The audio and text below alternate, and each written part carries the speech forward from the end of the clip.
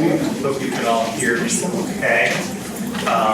Thank you so much for joining us here this evening. I'm State Representative John Hampton. I represent Simsbury, the state capital. I'm also co-chair of the First in the Nation bipartisan caucus for those with intellectual and developmental disabilities. We're now in our 5th year and probably 60 plus strong. We're dedicated solely in a bipartisan manner to improve the lives of those with disabilities and their families.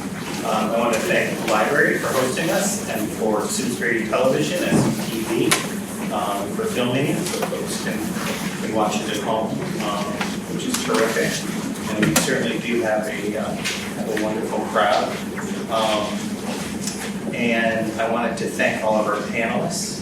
And they're going to talk and introduce themselves shortly, but I wanted to give special thanks to Shannon from RCT, who is a wonderful partner with us at the state capitol. We could not do the work that we've done over the years without Shannon and her board and her staff. And of course, my favorite art, FAVAHR, which is well represented here this evening, does an incredible job as well. So we're really well equipped. So I know a lot of you here tonight are concerned about the transition from youth to adulthood. And I know your lives have been filled with stress and anxiety and uncertainties as it is. So we thought this would be a good time to get a tremendous panel of experts together to talk people through it, give ideas, perspective, allow folks to ask questions and really have a healthy dialogue so that people can leave here feeling less anxious and more comfortable. And be assured that these panelists and myself are here to serve you. And I'm honored to serve you at the state capitol. We're furthering some legislation this year that helps.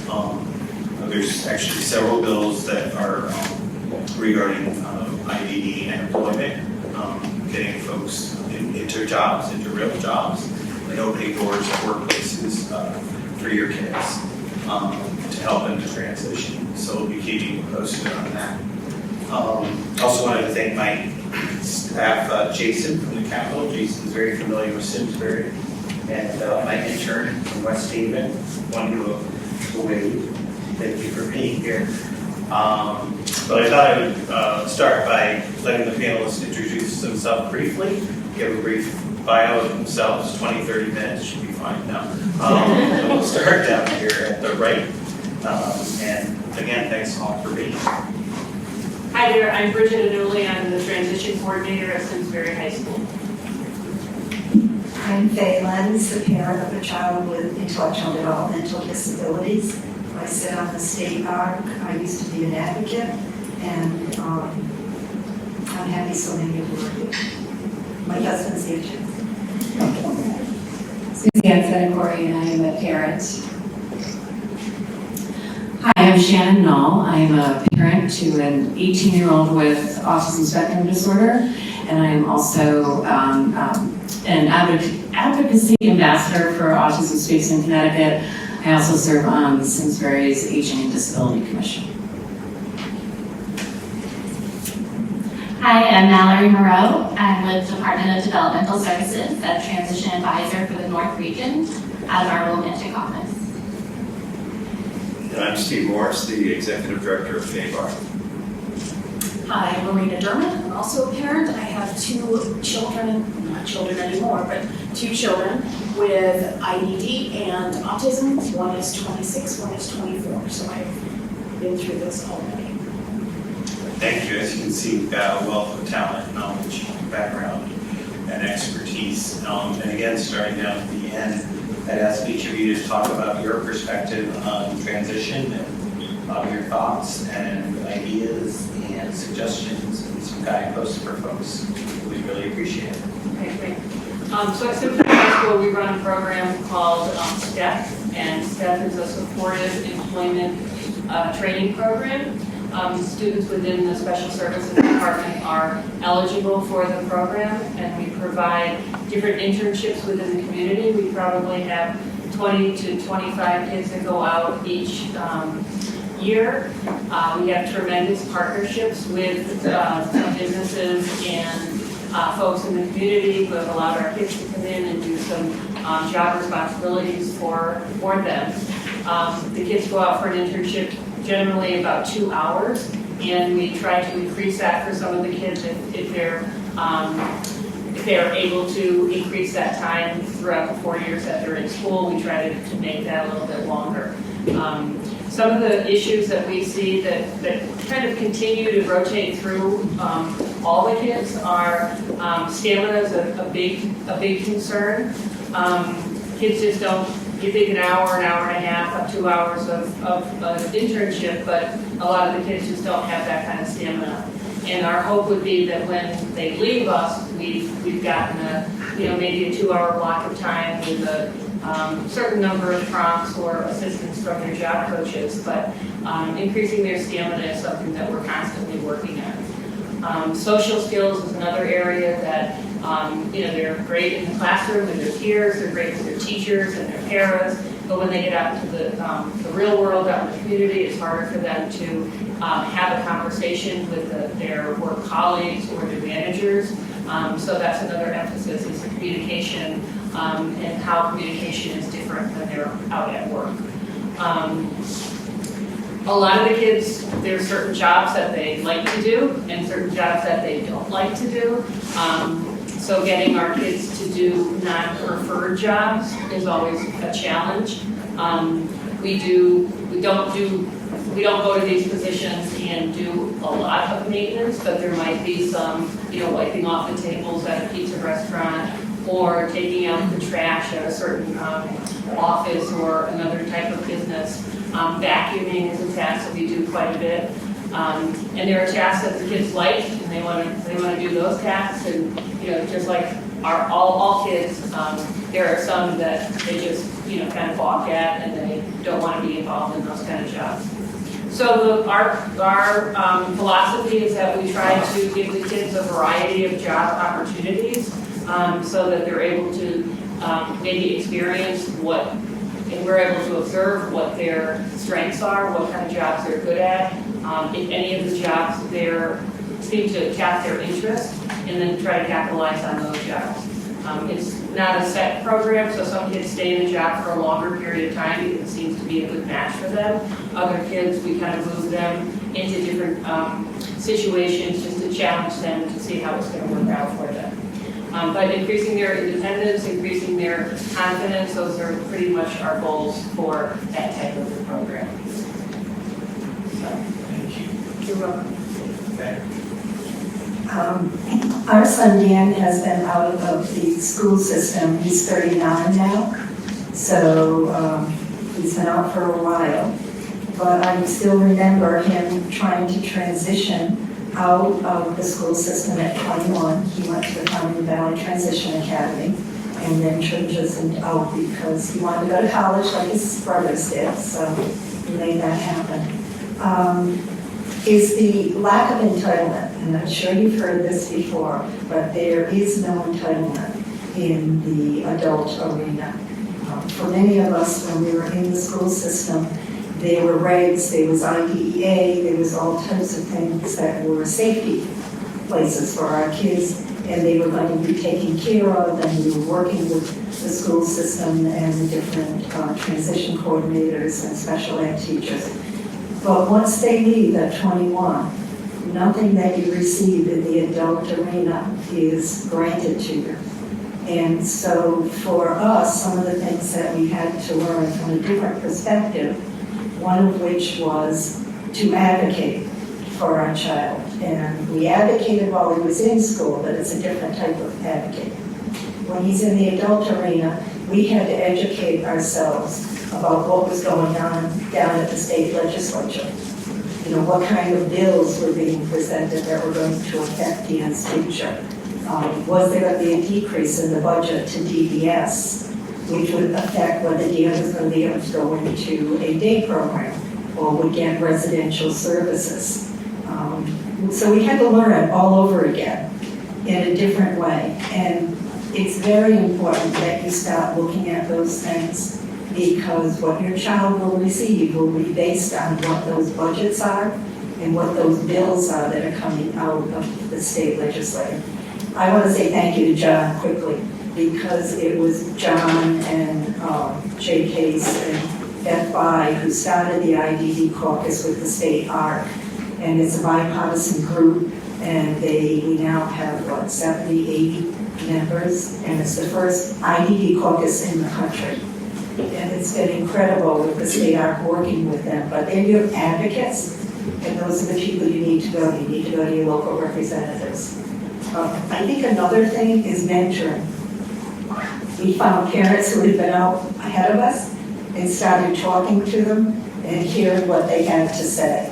And you know, sometimes we try to reinvent the wheel, and many times we don't have to. So I think it's important that you find parents that go on ahead of you and hear what they have to say, the good and the not so good. And it's another way for you to get your feet wet into the adult arena. Start early looking at day programs. You know, go to different providers, whether you go and ask for a visit at FAVAHR, the Huntington Valley, whether you go to Hark in Hartford, whether you go to Oak Hill. Start looking at these providers and whether or not they have the programs to service your child, because not all of them do. And that's important that you find out now before they're walking out the door, say in June, when it's too late. So I think those are the three things that I would suggest that you look into. I also want to mention that Emily Barrett is here from the Hampton Valley Transition Academy. So if you have questions afterwards, I'm sure she can help with some of the answers. And hang in there. Hang in there. Don't get discouraged, because there's a way. Our son Dan was the first child with IDD that spoke to the caucus. And to think that he would get up there and do that was phenomenal. And he created hope for other people. Because Dan now, he has a job, he has his own residence in Avon, he has transportation, he has a social life. And don't be afraid to let go. And trust in your child and trust in your providers. As they said, George and I constantly, they let go, let him do this. And we did, and he's beyond what we thought he would be able to do.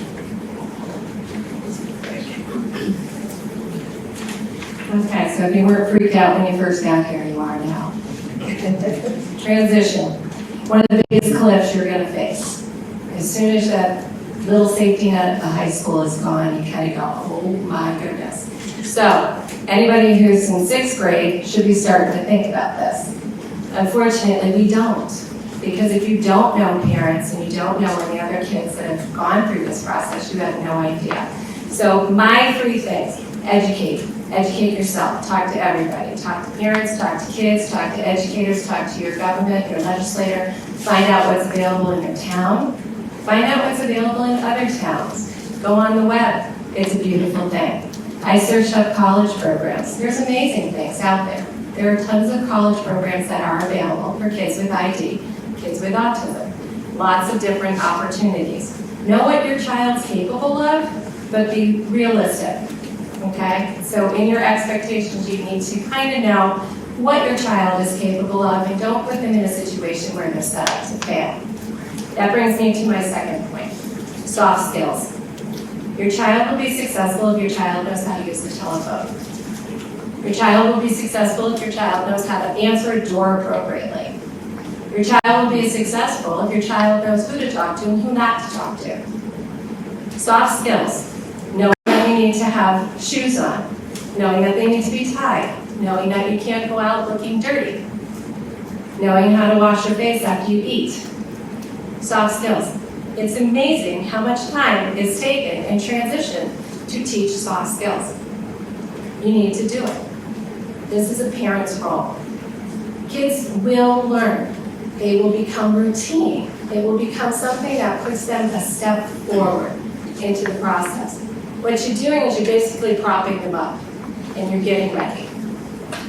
I am the mom of a 25-year-old, very successful, I think, individual with ID and on the autism spectrum. And he has had many opportunities given to him, but also given to him because he went out and he asked, sometimes too much of my chagrin. But he ended up working for John at the legislature. So when my child was in high school, I never thought he could be on his own in our capital, navigating and learning all these soft skills that he used to then go forward and get other jobs. So I think it's very important that you embrace your child and what they like, and that can become an even greater source of educating. One of our biggest things was reading, and now Nick reads everything sports related, and it's increased his vocabulary tremendously. And his cognitive skills based on reading the newspaper, and it's usually online, but the cognitive skills continue to increase and grow. And I think even towards 27 is when the human brain starts developing. So always push for, you do the soft skills, keep pushing for the education, the math skills, the reading skills. Get them as cognitively advanced as you possibly can. Make sure that you are preparing them to be independent. One of the things that I would recommend is that when you're at home and you see something happening, like a dish is left on the counter, or something spills, or something goes wrong, instead of you going and doing it because it's just easier, you have to say, hey, look, yeah, that dish is still there. And then you kind of prep them and you wait, and get them to start thinking outside of themselves, because this learned helplessness is not good for any of them, including our typical kids, which I found out. But you need to help them to understand that they're responsible for themselves and that they need to start showing that. And I always kept because he was my oldest one, I always had to keep him at the same level as my others so that he knew that he had the same rules that they did. And I think it really did help him in the long run. And then make a plan. So you have the plan, you do need to say, I want him to go to this type of transition service, or I want this, or I want that. And that's much to your point. You really have to have a plan and then have a backup plan. That's kind of the way it is. You got to know what their options are, because if option A doesn't work out, you have to go to option B. And back to, and I know I'm supposed to finish up, but the whole DDS and SSI, find people who've gone through it before, because it is a very difficult process. And if it wasn't for people like Faye, I don't think I ever would have made it through it. So you really do need to talk to people who've done it before, because you do need the support during that period. But do it early.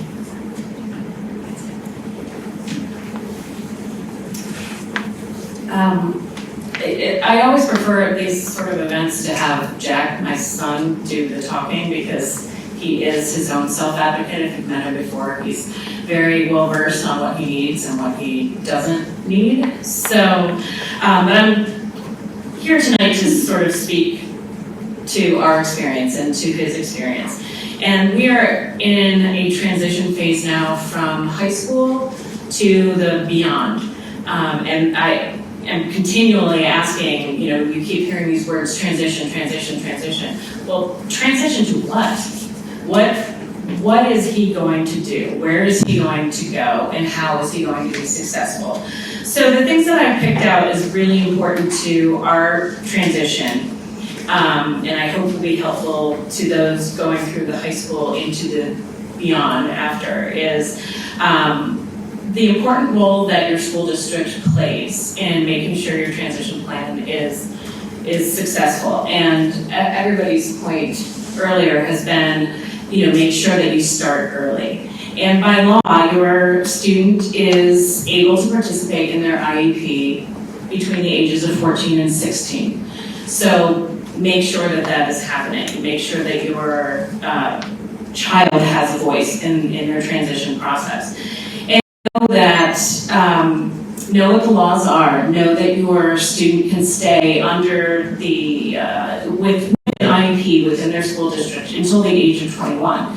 And that IEP doesn't have to look the same way that it did as they were coming up through all of the different, elementary school and middle school. Now the IEP can include goals like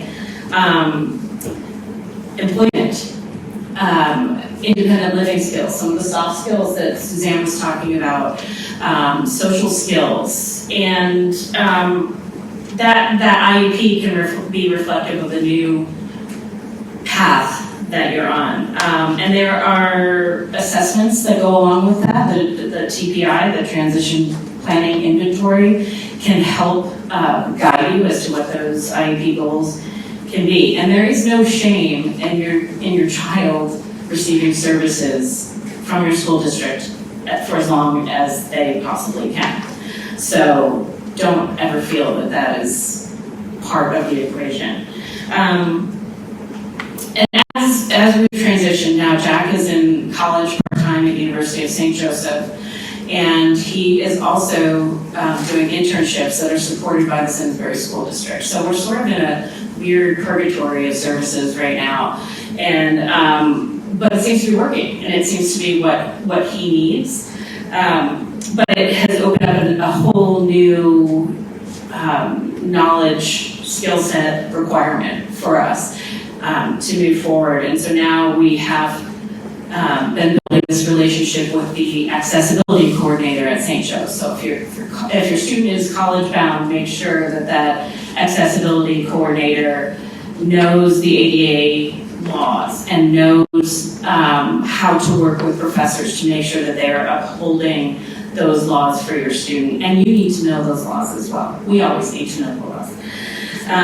So those are sort of my takeaways from where we are now, but I do want to say I always feel like I'm a couple years behind everybody else when I'm on these sort of panels, because when Jack was diagnosed, we didn't know anything, and then there were all these people who came ahead of us, and we were so grateful to know that those people were out there and could sort of burn the path, I guess, for us. Forge the path. I'm not going to say burn.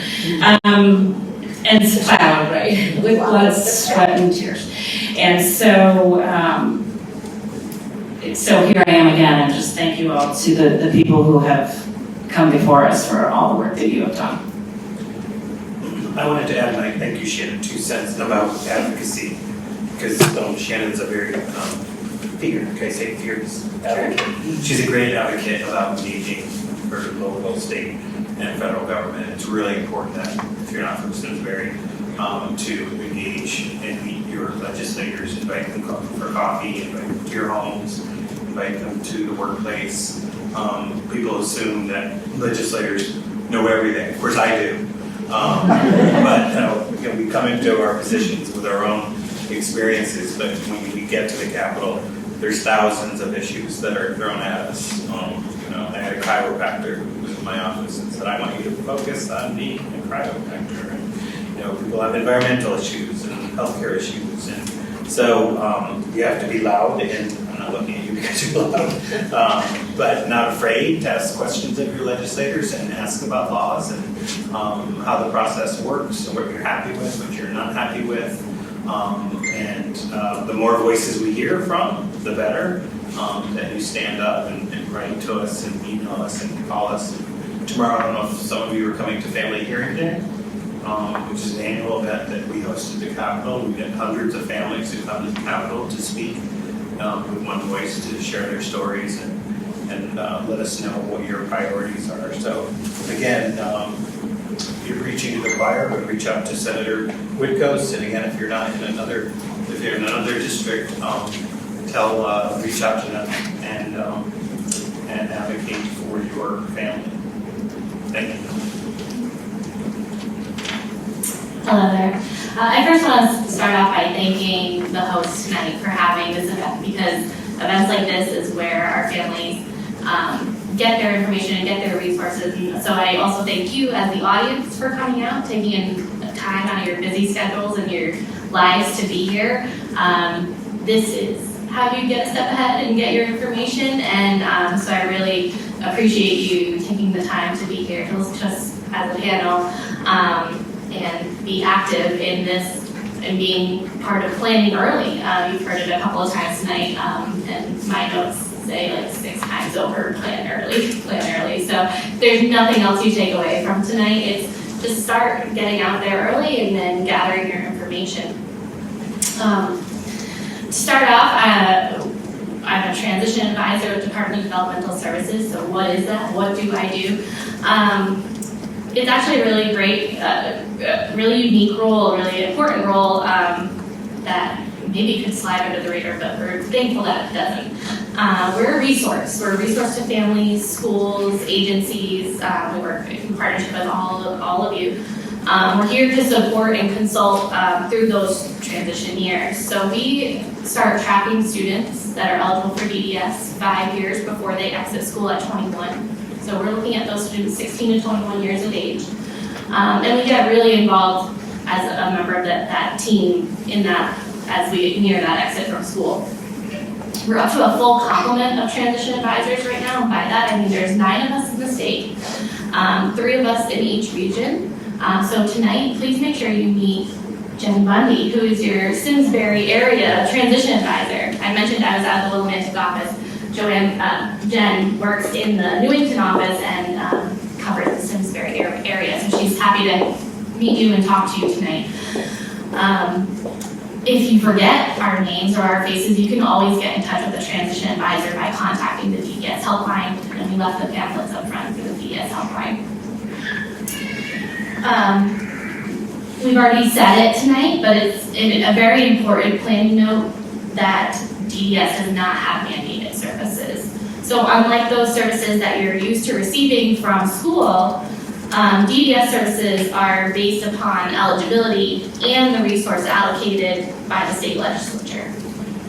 So in my 13 years of working in transition in different aspects, there have been some strenuous years, there have been some good years where funding's been available right away, but it will never look and feel as easy as it was with school. Hopefully, we can be a good team and DDS and you have a great relationship so that we can make that as smooth as possible. But advocating is very important, and speaking up and letting us know what it is that you need is the utmost importance. So stay current on those trends and issues that may impact the impending transition to adult services. And that's my very non-political bipartisan stance.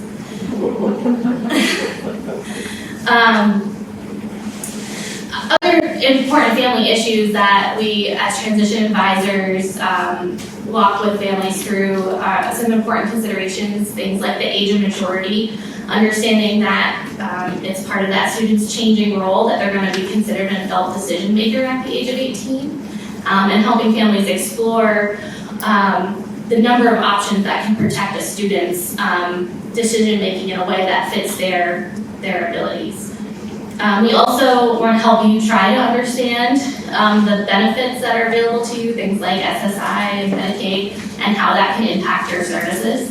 It's very important to understand that in order to be eligible for DDS individual case management services, so no longer using the helpline but having an assigned case manager, or that employment or day support funding that might be available to you upon graduation, you must be enrolled in Medicaid Husky C. So a lot of what Jen and I do is helping make sure we're on that right track so it's a smooth transition and that piece isn't holding us up. Besides the overall takeaway of starting early and checking things off your to-do list and utilizing all the resources around you, I want you to leave knowing that it's a really great time in transition, really exciting time to be able to explore a combination of supports people can utilize for the future. Now more than ever, there's opportunities for individuals to capitalize on their skills and interests with self-determination, new initiatives in customized employment, the expansion of the project search, which I know Steve's going to be excited to tell you more about in a minute. These are all options and opportunities that are blooming and are prime for the taking. Give your students the voice to be part of that transition planning. They've mentioned already that it's required by IDEA at 16, now 14 if you're someone also diagnosed with autism spectrum disorder. So really make person-centered planning part of this transition planning purpose. We at the department utilize charting the life course tools And we've provided some links up front for you if you are interested. It's also available on our website. And that's my spiel. Good evening. Again, my name is Steve. I'm from FAVAHR. You're hearing some repeated messages tonight. Start early, shop around. Make sure you're aware of what program options there are. And I'll tell you about a few that we provide at FAVAHR. So for transition, we have a couple different programs. You stole my thunder by mentioning Project Search, so I'll start there. Project Search is a program that we conduct out of UConn Health in Farmington. It's intended to be a one-year program for students in their last year of high school or their first year out. There's some flexibility there.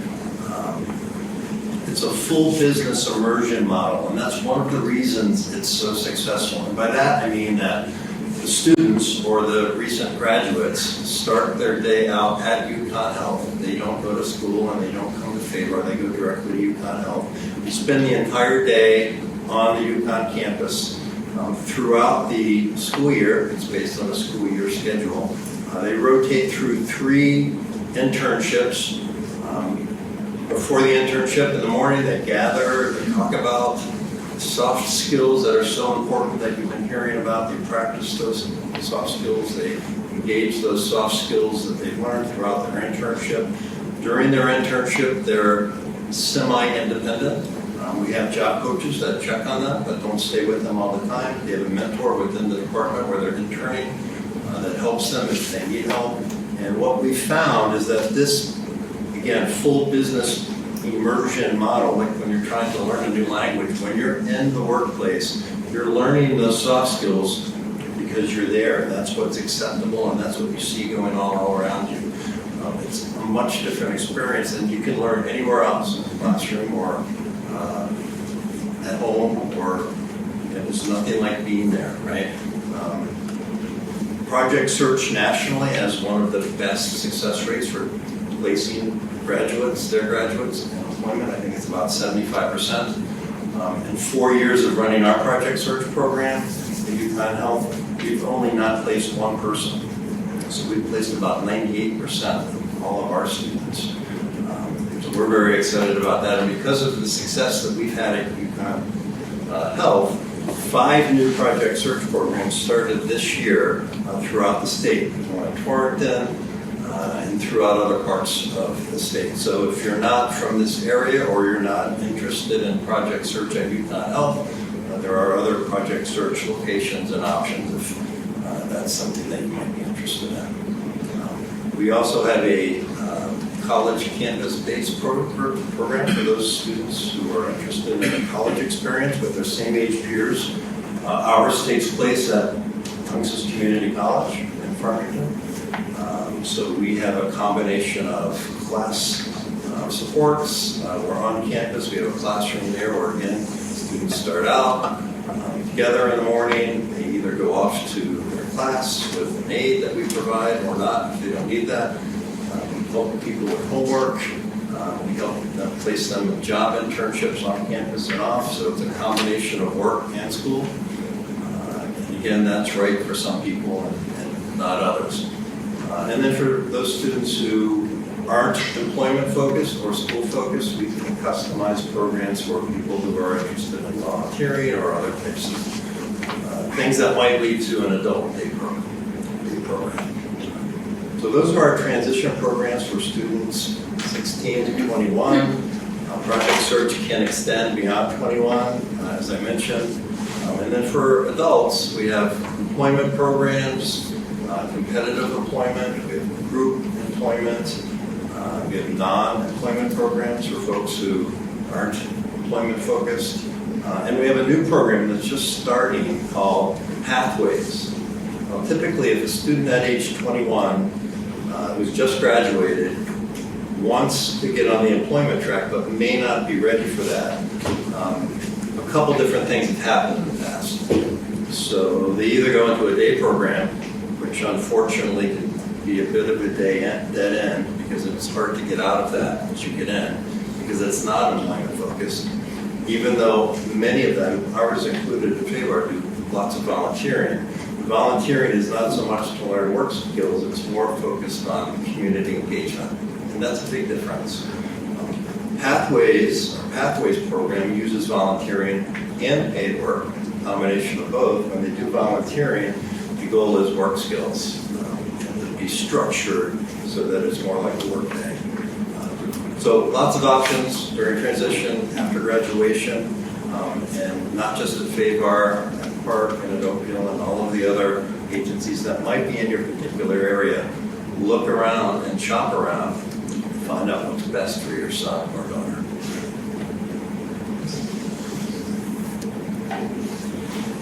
So some people going last would say, oh man, they stole my thunder. I prefer to think of it as reinforcing wise lessons. So that's what I'm going to do. I'm echoing a lot of what you've already heard, but I had 4 things that I thought to talk about. One of them is, while your child is still in school, take advantage of your school years with a longer term focus than maybe you've had before. When your child is kindergarten, first grade, second grade, we all have IEP goals that are, what's the next step? What's the next step? They're speaking in 2-word phrases, let's expand that to 3 words or short sentences, etc.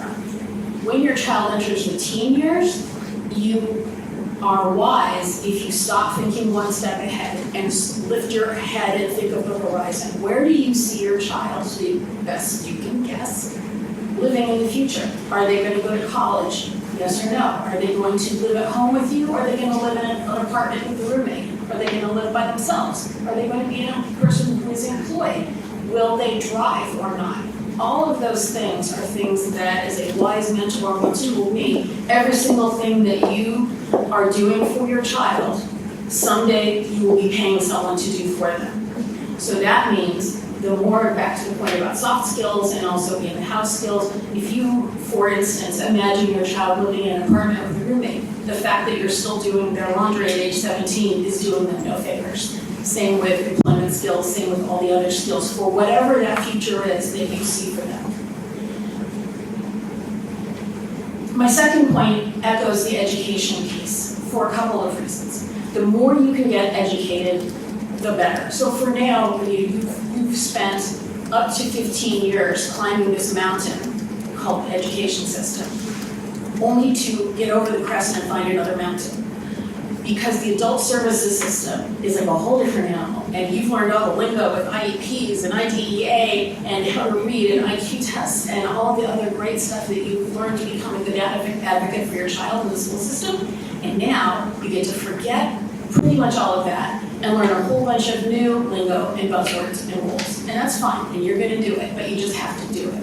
And that means, as everyone else said, go to every single presentation you see that says the word transition or adult services in it. Because if you learn even one nugget from each one, it will have been worth it. There are a finite but kind of important number of things you'll have to figure out that are sort of technical process. So as you mentioned, there's going to be a decision about, are they applying for Social Security, SSI? Are they applying for Medicaid? Are you going to get guardianship of your child? And if so, which flavor? Because there's a couple of flavors and it's important to decide which sort.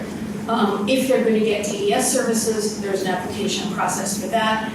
Are they going to get something called Community First Choice, which is less well known, but also an option, and there's implications for those. So all of those are learning how to figure out which of these am I applying for my child, and how am I going to do that. And there's supports out there like the transition supports that are offered through DES, as well as transition coordinators at the school will help you, but getting educated on that will save you a lot of heartburn later.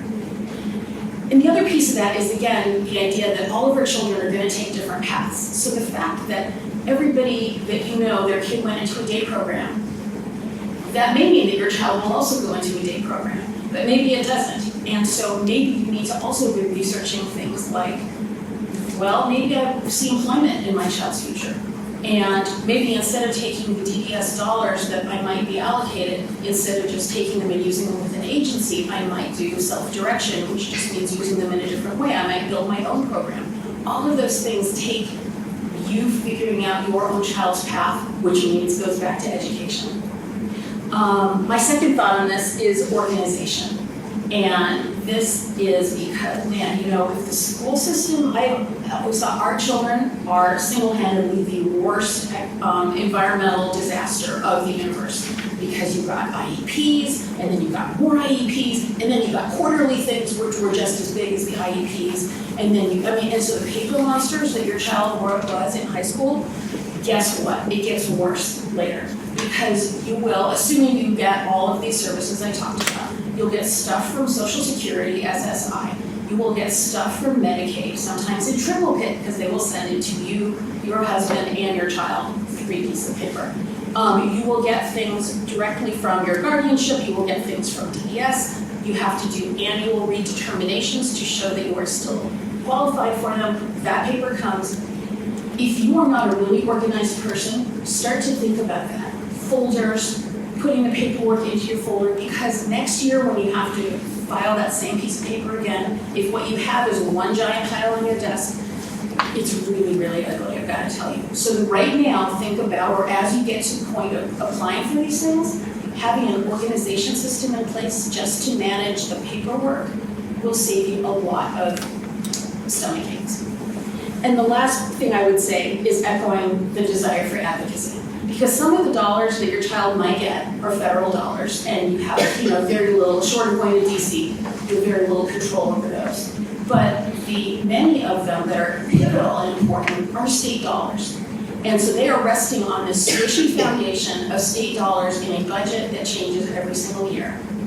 And, as John will say, will know well, that in a finite number of dollars that the state has to give out, there are a whole lot of competing interests saying, please give us some of that money. Please don't cut our budget, please add to our budget. And this group is no different. So maintaining your child's funding is partly dependent on everybody making noise when agencies like the ARC and others say, please come to Hartford, please talk to your legislator, please tell them not to cut the DDS budget. Because that's the underlying foundation that will serve your children for their future. Yeah. Thank you all so much for the wonderful information and insight and perspective.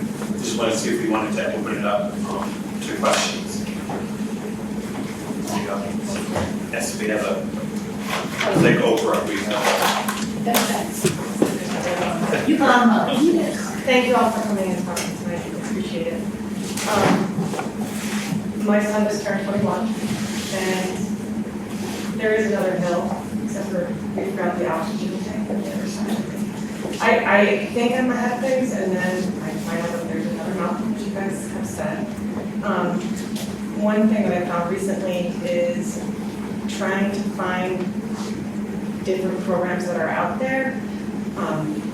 I went to the state website and I tried the link by town and it doesn't work.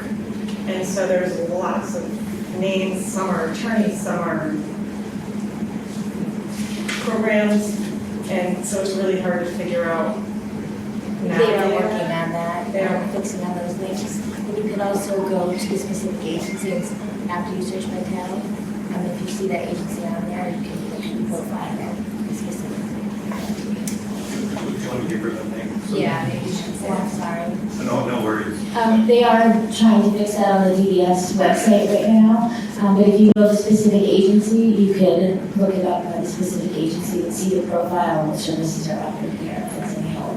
But I do know that the exact link to each town has been causing difficulty. Okay. We were just talking about that at the meeting. One of the things that we did when we were in high school is we attended a lot of transition fairs, and I know different regions have them, and I think that different agencies are now starting to attend these places because there are so many wonderful things that are now happening between Project Search and different college programs, and so there's now a lot more opportunities than there were back when, say, DAM was coming out. So the transition fairs are something to keep an eye on, and then there's a couple of different organizations for parents, CTFN, Connecticut, CTFSN. That's a great website to be on. There are a lot of different places, and that's, again, going back to talk. talk to each other, find out. But if you can get into some of the advocacy groups or even the ARC, they're constantly sending things out. So it is a web-based kind of informational piece, but definitely when you see a transition fair or a different type of work opportunities, I definitely attend. I would suggest you go on to the state ARC, the Connecticut State ARC website. There's a lot of information on that in regards to what's happening. And they're hooked up to the providers as well, a lot of the providers around the state. And Shannon will kill me for this. Her number is on the state ARC. And if you're really stuck, she is so good at pointing you in the right direction in terms of what you may need for your child. The other thing is to call a provider that's local to you and ask to talk to either the day program director or the residential director or other options that you see on their website. That may be a couple of places where you can start. Or talk to us. And the website for ARC is arcct.org. Yeah, it's vrct.org. We'll flash that on the screen. And do you want to mention your organization? You mentioned the Oh, I used to work in, it's Connecticut Family Support Network. Connecticut Family Support Network. It's a nonprofit. It's actually mostly run, at least it was when I was working there, by all parents who have children with any type of disability. What I did was I was the deaf hard hearing resource coordinator because my daughter also had moderate bilateral hearing loss. And they're there to help with any questions that you have. There's no charge for services. They hold annual conferences and summer camp presentations, things like that. So they're one of the go-to resources in the state for families. And they can connect you with other families. So it's really an invaluable service that they provide. Great organization. The other place is CERC, Special Ed Resource Center. They have a lot of information. They run a lot of workshops. They always have people with advocacy backgrounds that you can talk to as well. It's SERC. You just go on and you'll find them.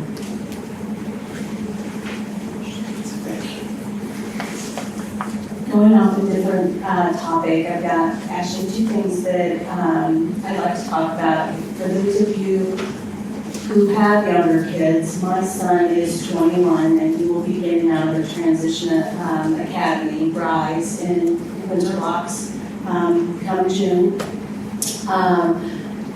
But with that said, with our school system that he's in, we always had told our educators that we never wanted to close the door on him. That we didn't know if he would be able to attend college. We didn't know job skill-wise what he would be able to do, but we wanted to have every door open. We were looking at a program at Westfield State. It's called Vandercoast program. I don't know if any of you have heard about it. It's a first year for freshmen only. You can have no college credits. And you're basically hand-blocked your entire freshman year at Westfield State. We went to the open house in October. My son was thrilled. And again, I don't know if he would have been able to do it or not. But we didn't have the chance to even choose because our school district told us he has all the credits to graduate. We're like, great, he's going to get his diploma. He did not have the courses. So my son falls into this gray area where he also is not considered intellectually disabled because his IQ is 2 points above what the state of Connecticut will allow. And it really stinks because he still wants to go to college. That option is out for him. So if the school tells you they can't do Algebra 2, that's what he didn't have. He stuck through a year of Spanish, and instead of doing Algebra 2, which I know the school would have drawn him through it, Even if he would have gotten a D or a C, he would have had the courses to get into a 4-year college, if that's what he wanted to do, and if he would be able to handle it. Again, don't know, because we've never gotten that chance. He has taken some classes at,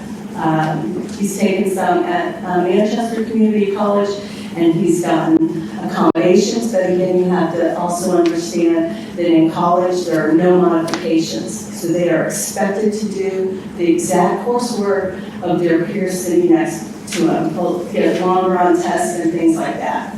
So back to the IQ. Nationally, to be intellectually disabled, your IQ is a 69 or below, unless you have the adaptive behaviors and social things, which Nicholas has on his neuropsych evaluation. Is Connecticut, like Massachusetts, going to raise that? Because my son cannot get any services. But now he's going to be thrown out to the wolves come June. And he's going to be fighting for jobs of the typical adult. So, John, is there anything that is, I'm sure my son's not the only one. There's a lot of these kids that are in this gray area who it's terrible. It's really, really bad. So those are my two cents. So if you have a student who you think might want to go to college, do not let the school talk you into saying he's not going to need it or she's not going to need it. You know, they do. Thank you. That is, you just summed up my life in those magical words, yes. So I just want to emphasize this for the group. It's something that you said,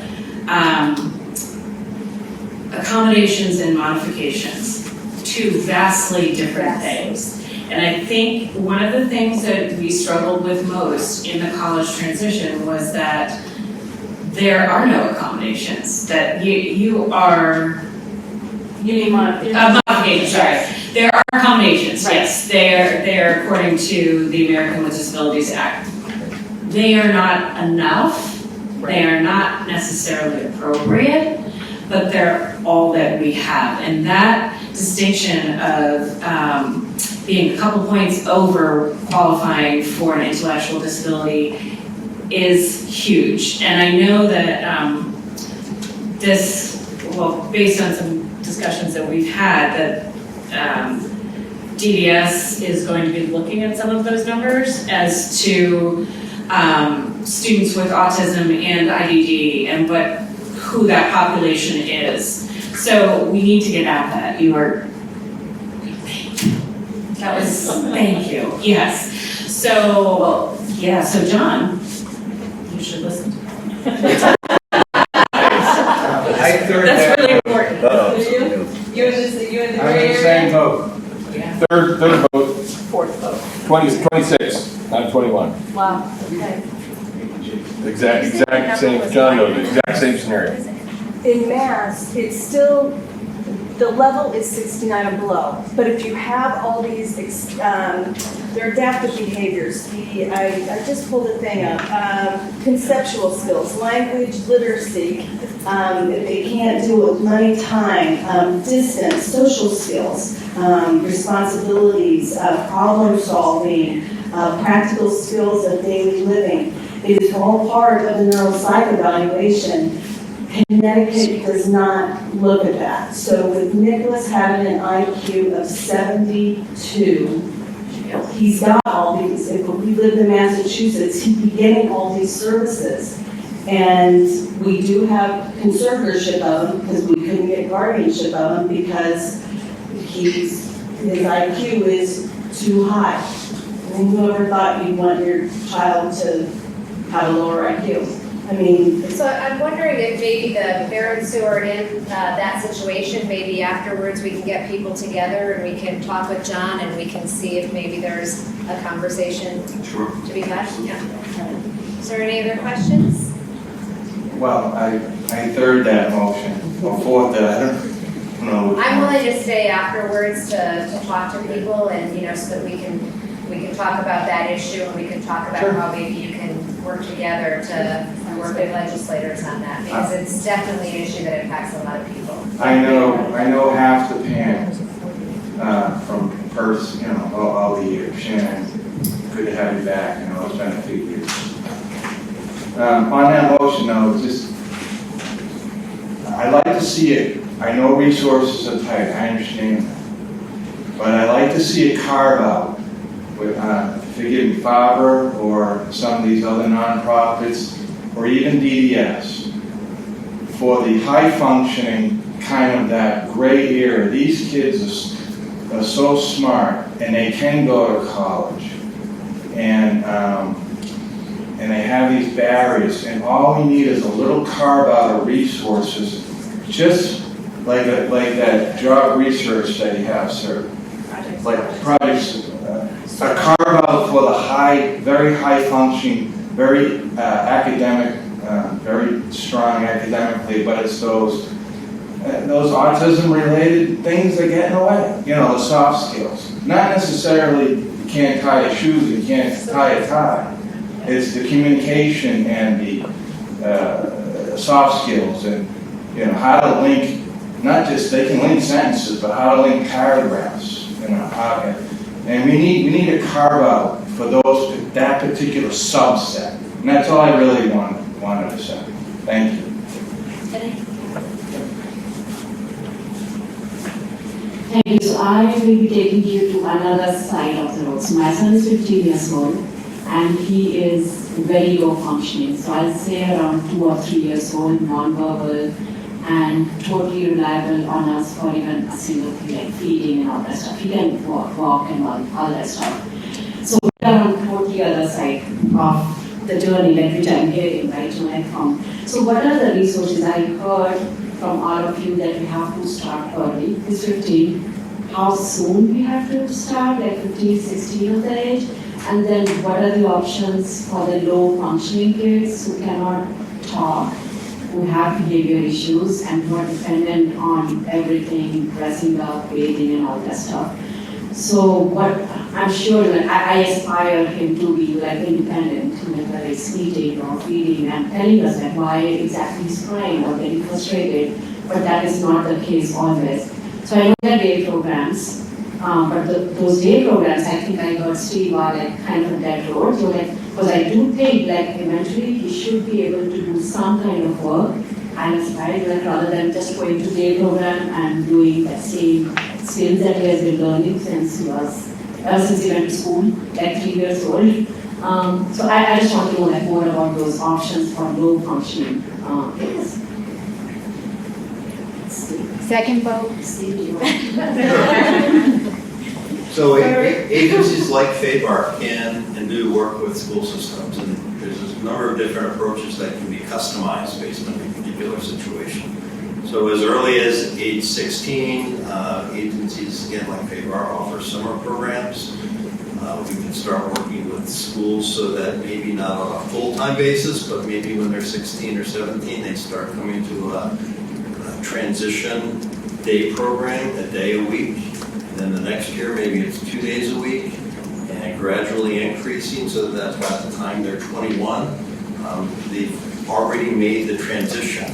That helps them take that next step and then perhaps take another step once they're 21 into something that's more employment focused or maybe volunteer focused, like the Pathways program that I was talking about.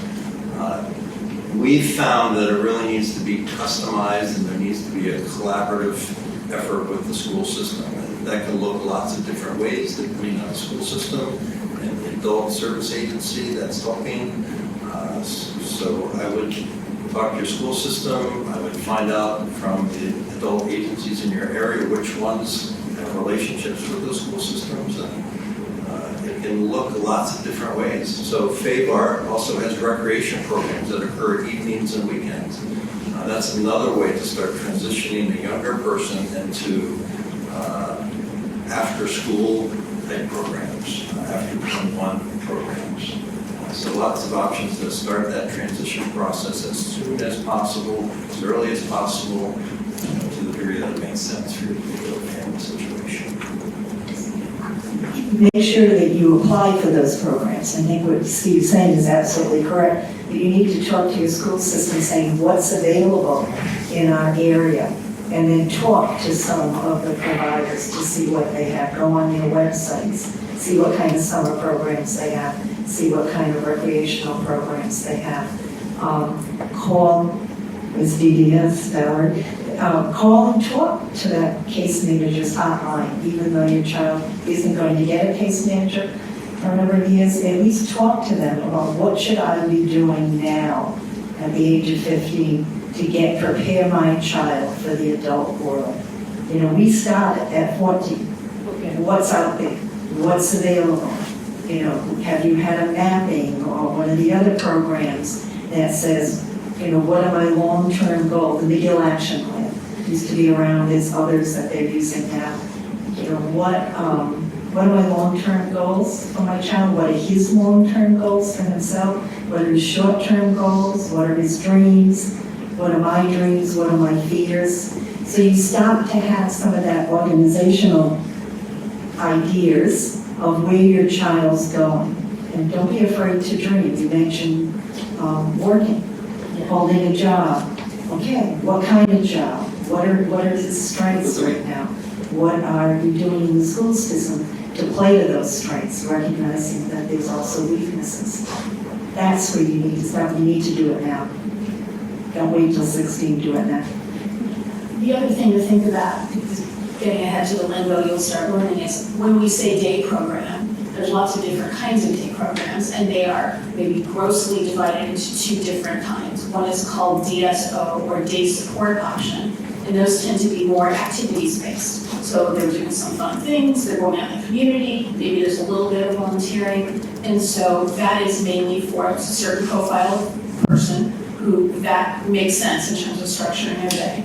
The other kind is called GSE, or Group Supported Employment. And that is for those who maybe want to do something that looks more like work, and it's going out in groups, as the name sounds like. And maybe it's landscaping, and maybe it's working in a store, or maybe if there's all kinds of things that group supported employment can be. So as you are doing your own search into day programs in your area, and this is where local knowledge becomes really important, parent grapevine, figure out, wow, which of these make sense for my child?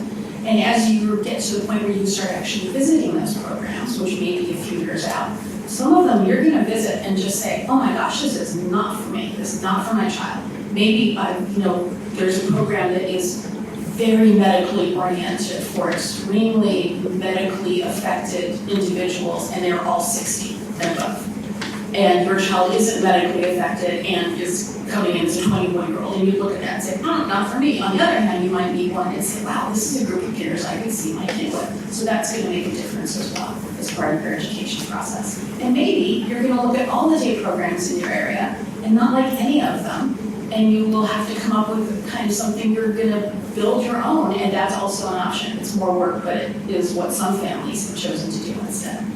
So just food for thought.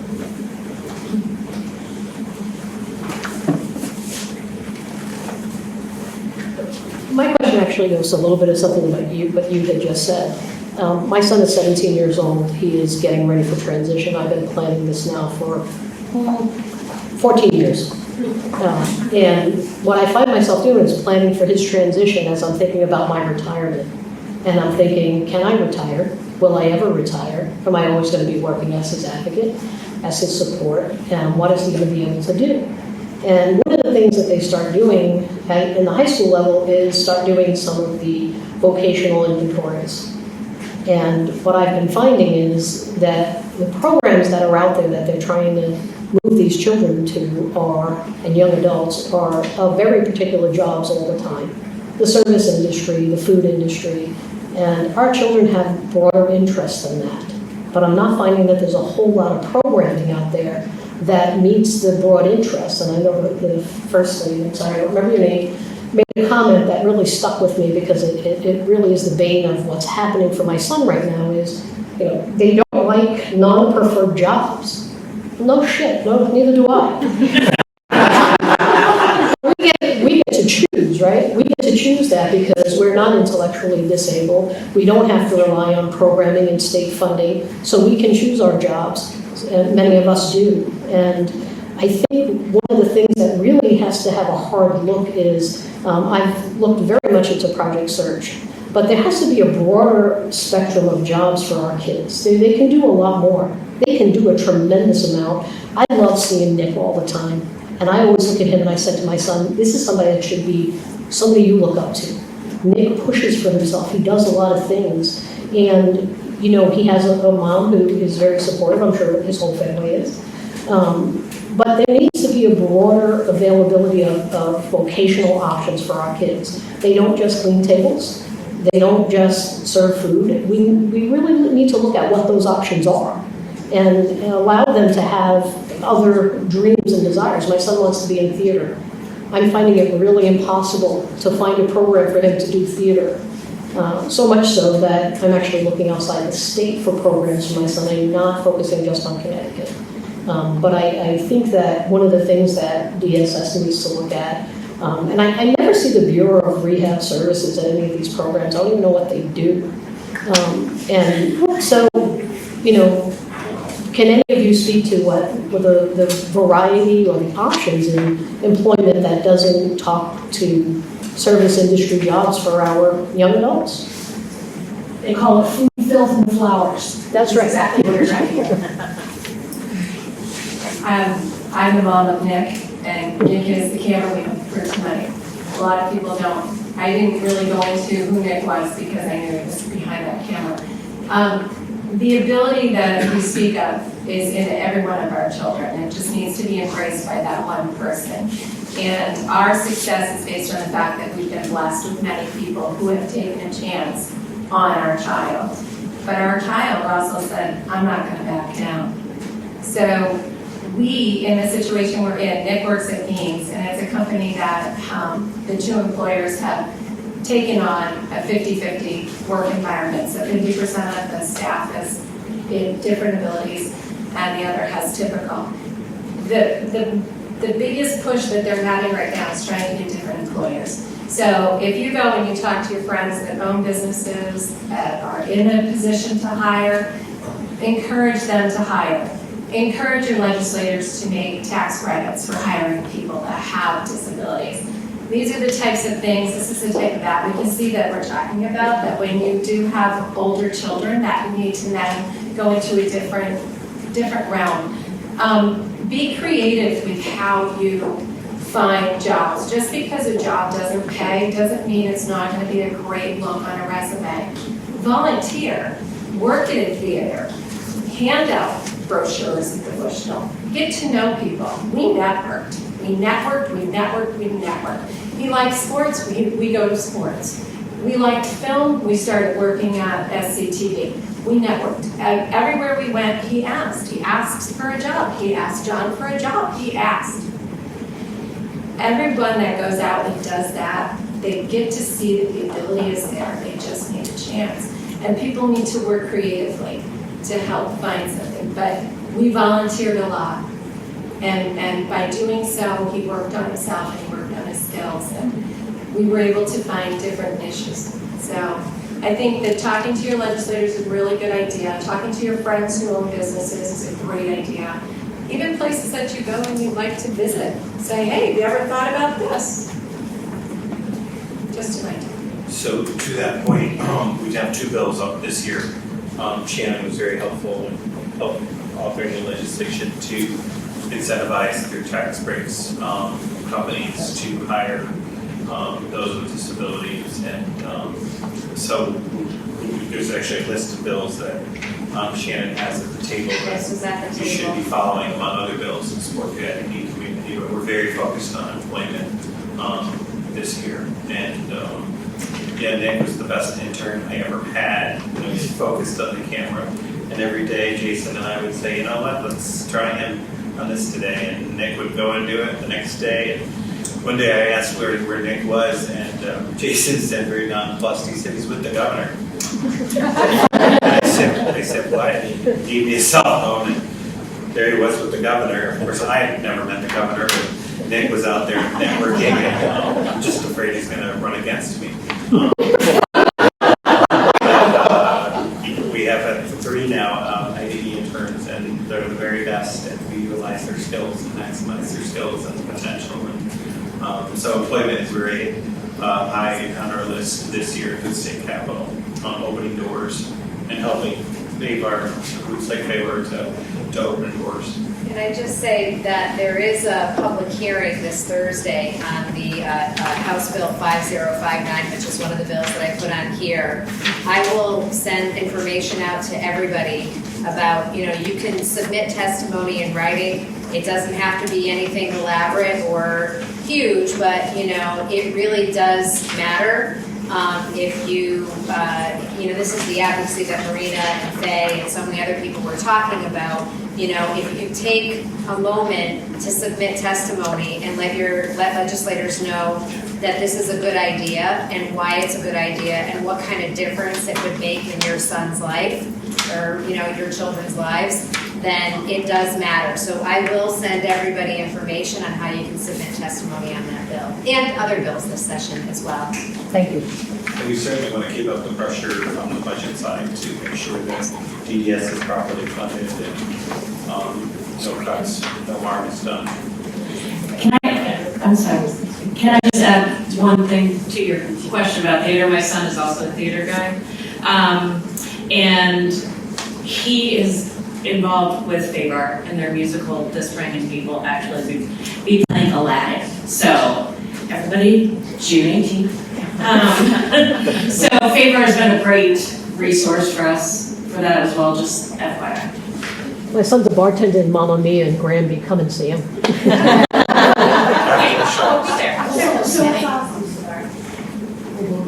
Connecticut Inclusive Arts. Okay. Program you can look at.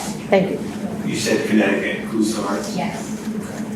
But employment in general is a really hard mountain to climb to.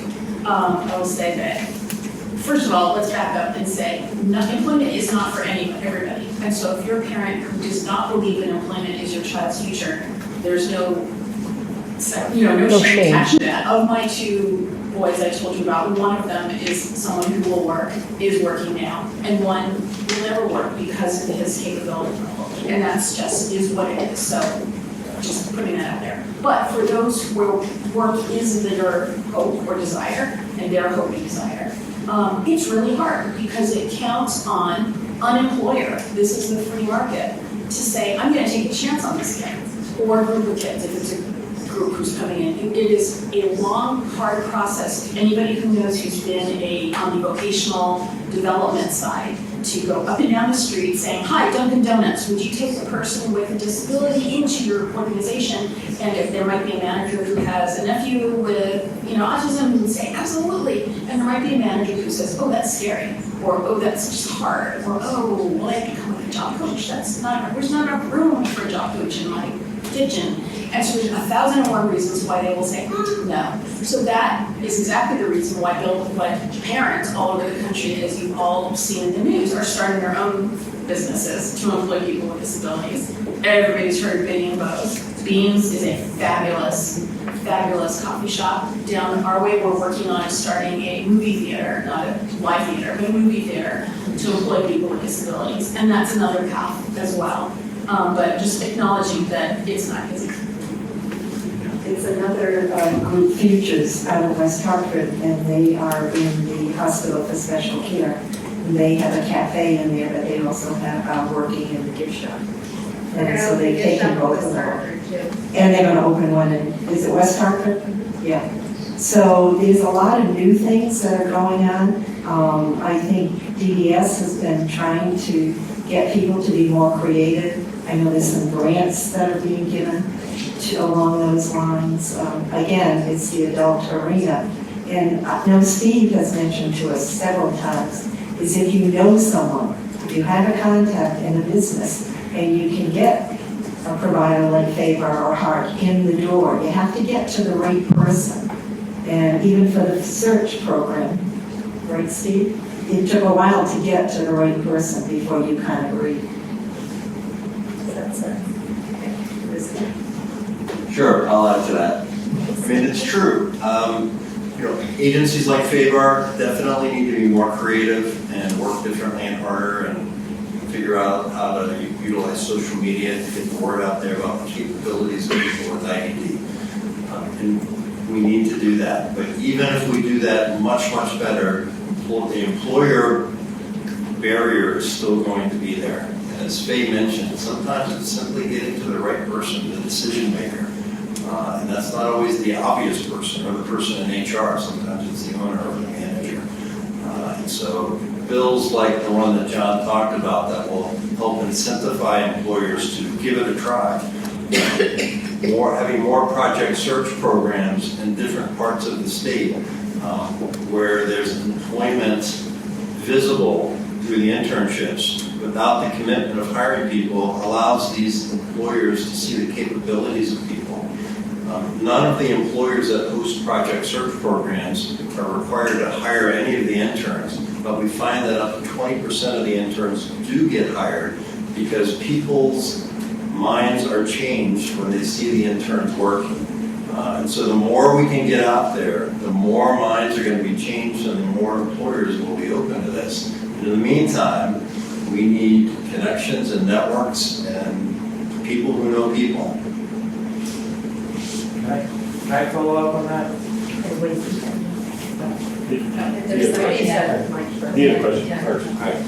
Pass it. All right. No. I think he's Sorry.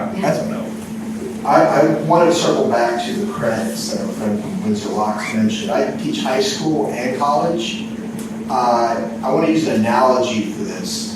In the NFL, they talk about players who leave college, and they're called NFL ready, meaning once they leave college, they're ready to step on the field in the NFL.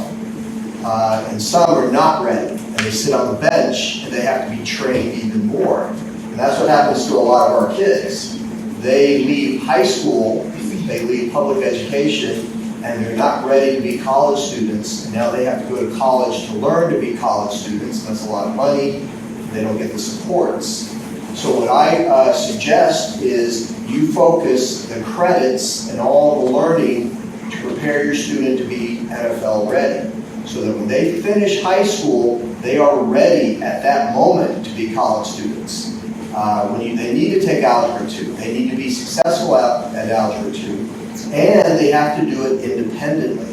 That's a key thing. They have to do it without the supports that they're not going to see in college. I want to also apply this to the other end of the spectrum. I am teaching a 23-year-old how to count money. We just started a few weeks ago, and I was shocked that he didn't know how to count money. I asked the parent, I said, well, what has he been working on before he left special education? They said, addition. And I'm thinking, he's been working on addition for about 15 years. So at some point, the services in K-12 education need to be aligned with post-secondary outcomes. So that student should have been working on money at 20, 21 years old. He didn't need to be working on addition anymore. So consider that, and the student should be able to pass tests without any of the modifications, without any of the extra supports, without the prompts or the teacher telling them what to do, how to answer questions. They need to do it totally independently. And then I did have a question. I'm with the other friend over here. My son is severely impacted. I want to know about group homes. I want to know where he's going to live when I'm gone.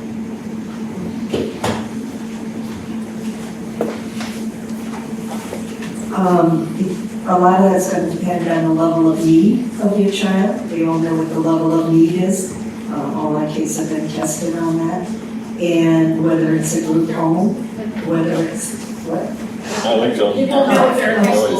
Okay, sorry.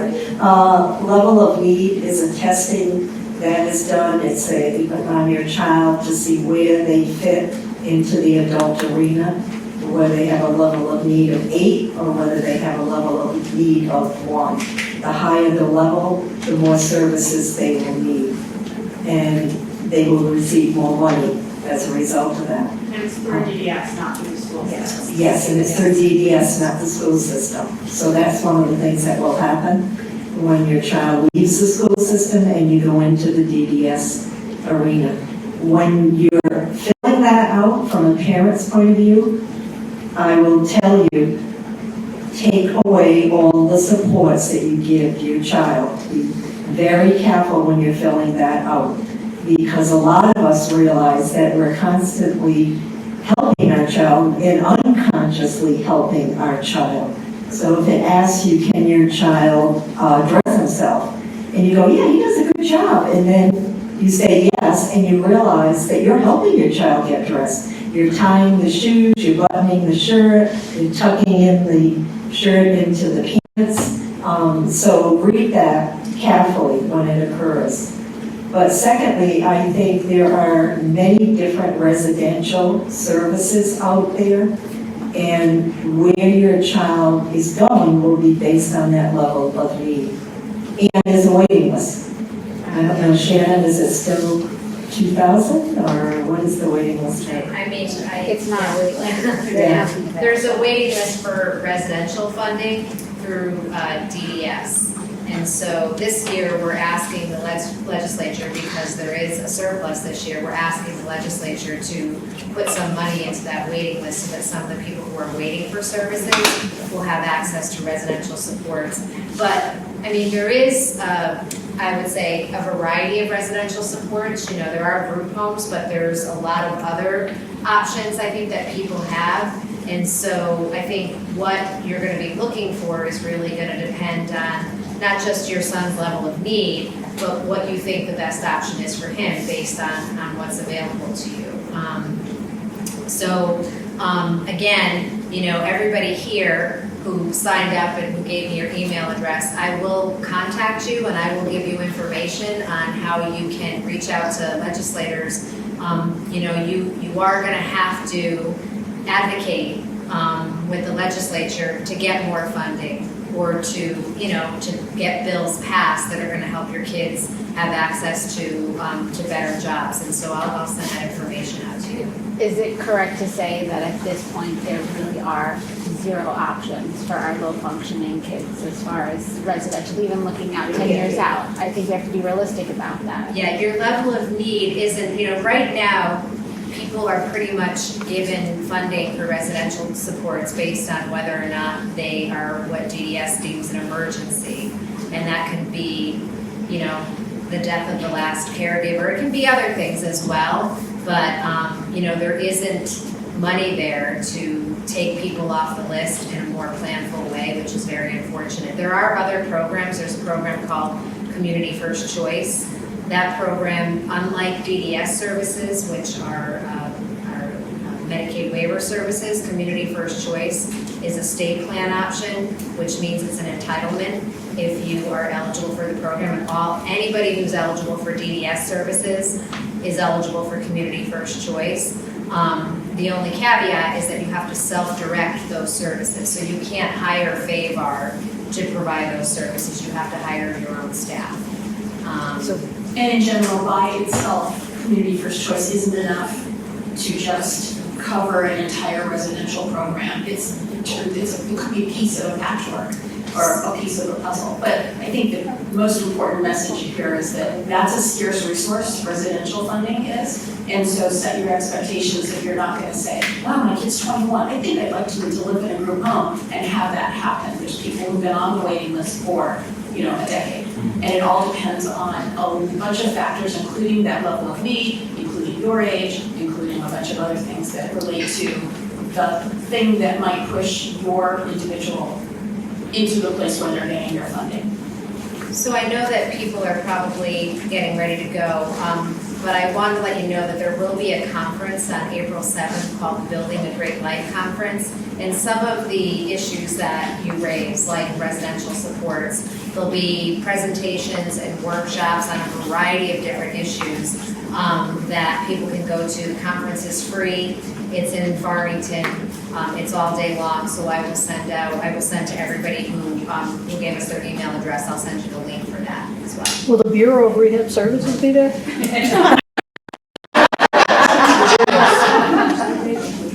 I share your frustration. I want to thank everyone for coming. Let's give our panelists a round of applause.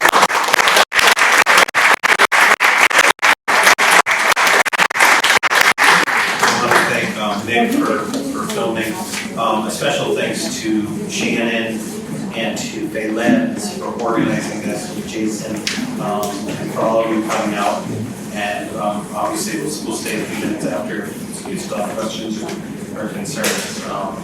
And again, thank you so much for being here. Have a good evening.